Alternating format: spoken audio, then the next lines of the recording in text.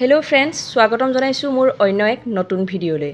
বন্ধু-বান্ধৱীসকল, অসমৰ জনপ্ৰিয় ইউটিউবাৰ তথা কৌতুক অভিনেতা দীপজ্যোতি ডেকা ভাঙা টিভিক হয়তো আপোনালোকে সকলোৱে চিনি পায়। কৌতুক অভিনেতা দীপজ্যোতি ডেকা ভয়ংকৰ বিপদত পৰিছে। হয় বন্ধু-বান্ধৱীসকল, তেখেতৰ এটা আছে বেয়া খবৰ।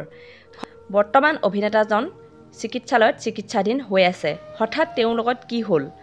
ইউটিউবাৰ দীপজ্যোতি ডেকাক অৰ্থাৎ ভাঙা টিভিক মংগলদৈ গাঁও বুঢ়াপাৰাত দুষ্কৃতিকাৰীয়ে খুব বেয়াকৈ আক্ৰমণ কৰে আৰু তেওঁৰ আক্ৰমণৰ ফলত খুব বেয়াকৈ আঘাতপ্ৰাপ্ত হয় আৰু জানিব পৰা মতে তেওঁ মূৰত আৰু হাতত আঘাতপ্ৰাপ্ত হয় দীপজ্যোতি ডেকা আৰু তেওঁক উন্নত চিকিৎসাৰ বাবে গুৱাহাটীলৈ প্ৰেৰণ কৰা হয় আৰু তেওঁ বৰ্তমান চিকিৎসাধীন হৈ আছে।